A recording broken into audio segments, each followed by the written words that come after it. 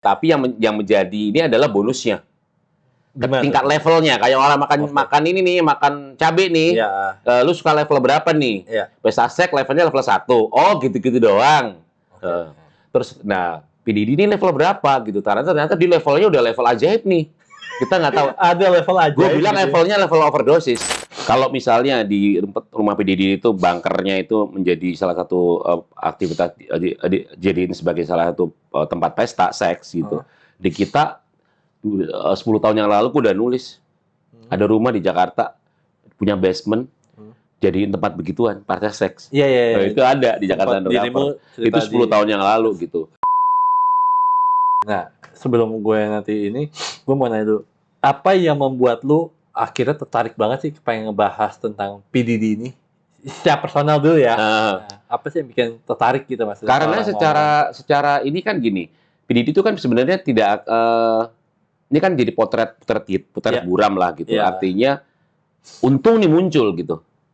Oke, kalau ini tidak, kalau enggak artinya kita nggak bakal tahu gitu underground-nya seperti apa? Iya, seperti apa gitu. Dan ini kan jadi kayak jadi potret yang menurutku jadi bagus gitu. Kenapa akhirnya aku juga mau gitu karena sama kayak waktu gue bikin buku Jakarta Undercover. Ini kan semuanya topeng-topeng kan gitu. Nah, kalau nanti misal semua terbukti, gila ya, selama ini berapa orang gitu yang topeng selama ini tampil semua dengan topeng. Kalau PDD nanti misal terbukti semua kesalahannya terbukti gitu, gila topeng dia, terus siapa lagi topeng siapa lagi yang ada di belakangnya? Dan itu juga, nah ya itu maksudnya. Jadi kayak, waktu itu kan kita pernah podcast kan, pernah bahas tentang kayak Copperfield juga pernah pedofil dan sebagainya. Gitu, iya. Mungkin nggak, ini anggap aja gue ngarang-ngarang aja ya, kita ngomong ya konspirasi aja lah ya. Maksudnya kayak mungkin nggak sih sebenarnya si PDD juga di pesta yang di Copperfield juga datang, maksudnya juga ini juga. Nggak atau tahu gue. Bahkan mungkin nggak sih salah satunya dia gitu yang mungkin maybe ngadain atau apa mungkin. Itu beda generasi nggak sih? Atau beda apa ya? Itu berapa tahun yang lalu ya Dan ya waktu itu ya? Iya, takutnya beda circle gitu loh. Beda jadi gitu. Takutnya itu gitu. musik sih ya, maksudnya. Beda circle. Jadi takutnya memang nggak ketemu gitu kan ada kalau sama lah kayak di kita lah. Misalnya yang gue tahu ya misalnya kenapa aku tidak bisa bikin perbandingan apple to apple. PDD itu di Indonesia siapa gitu, nggak bisa gitu. Tapi kalau misalnya kita ngomong yang bukan artis gitu ya, kan ada tuh, oh ini yang sedoyan party di wilayah utara, misalnya di PIK siapa gitu kan, di barat siapa gitu, kan itu kebagi-bagi kan dia, jadi kebagi-bagi gitu. Misalnya kalau di selatan siapa gitu, jadi tidak bisa apple to apple, tapi ada memang misalnya komunitas party itu yang nggak ketemu. Karena aktivitas mungkin partinya sama-sama gila gitu ya, tapi dia nggak ketemu karena emang nggak satu circle. Ya, dan mungkin kelasnya agak berbeda kali ya. Mungkin ya. Jadi bisa jadi ya zaman itu si David Copperfield dengan circle-nya sendiri, PDD dengan circle-nya sendiri gitu. Sampai hari ini juga masih sama gitu. Kalau kita sampai sekarang aja misalnya istilah anak selatan gitu di Jakarta ya partinya mah anak selatan gitu.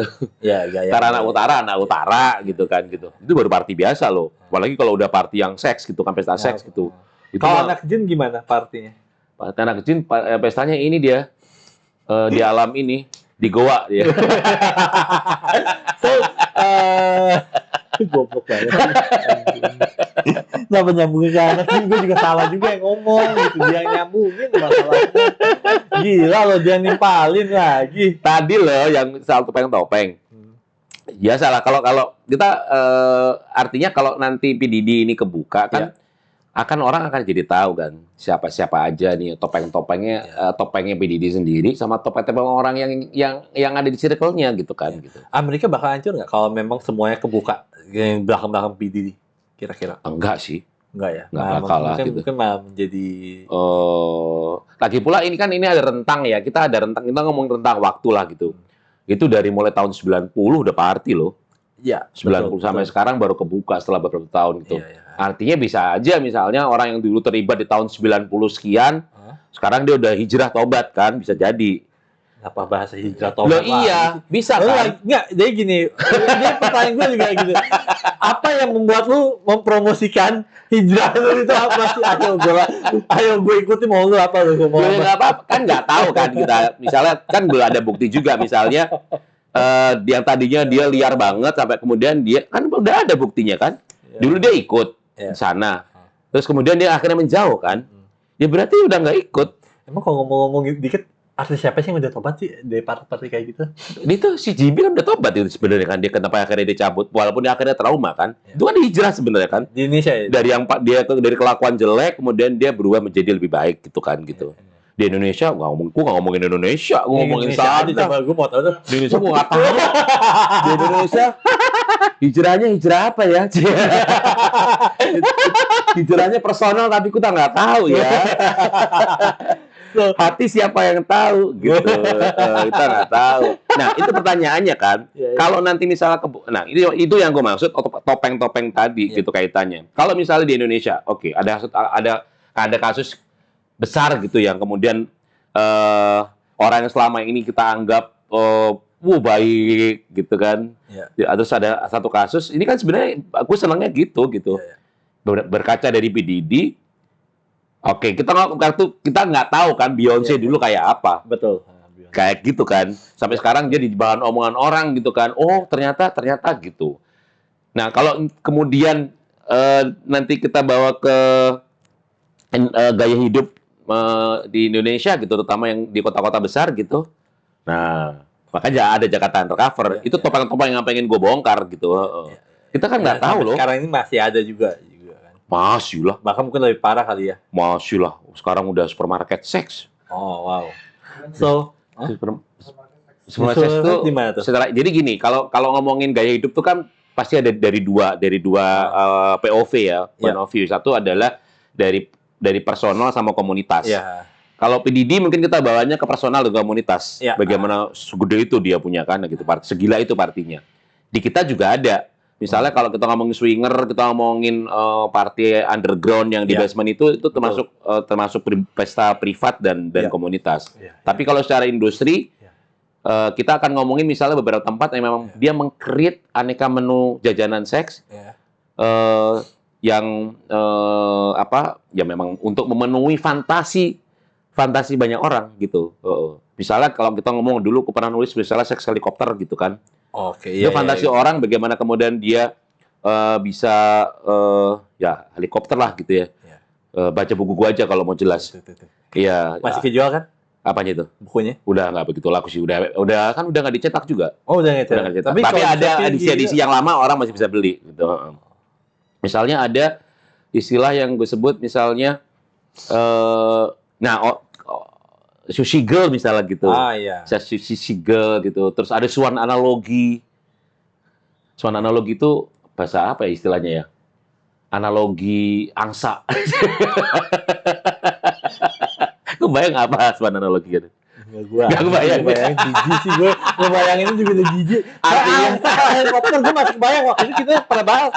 Jadi teman-teman, ini bakal video ini kedua kali gue sama MK dan ini yang bakal tayangin dulu sebelum videonya dia tentang spiritual dia gila banget, keren banget. Nah, so itu sampai muncrat gue kan. Nah, so dia juga bilang tentang helikopter, tapi angsa ini gue baru ada tahu. suan analogi. Terus yang paling gampang kan orang bisa misalnya kalau sushi girl gampang, terus sushi boy gampang. Bagaimana kemudian misalnya menu-menu fantasi yang tadinya fantasi jual di industri. Itu kan soal gaya hidup kan. Artinya kalau lu nggak punya duit ya lu nggak bisa masuk gitu. Ada namanya ranjang elektrik 16 gaya gitu. Gimana tuh ranjangnya? Jadi misalnya orang yang punya fantasi bahwa ini gue mager nih, gue malas gerak nih gitu. Ya udah pakai mesin aja gitu. Tapi ada panternya, dijual gitu-gitu. Oh. Kalau lu misalnya pengen fantasinya sama bule-bule udah ada juga misalnya gitu kan. Segala macam ada lah gitu.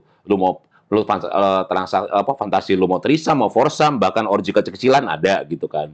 Lu mau dinner aja pakai kursi donat juga bisa gitu. Dikelilingin mau berapa gitu. Ada namanya Seven Step to Heaven juga ada. Bagaimana kemudian rangkaian peristiwa aktivitas seks itu dijual sedemikian rupa gitu. Seven Step to Heaven. Jadi langkah pertama misalnya langsung ngadepin 2 orang, dimandiin, diapa-apain gitu kan. Terus kalah ke kedua dan seterusnya.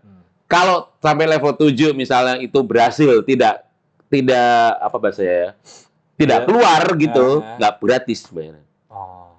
Itu akhirnya artinya adalah itu menu-menu yang memang di-create di supermarket seks ini, di Jakarta ya khususnya ya. Tadi untuk mewadahi gaya hidup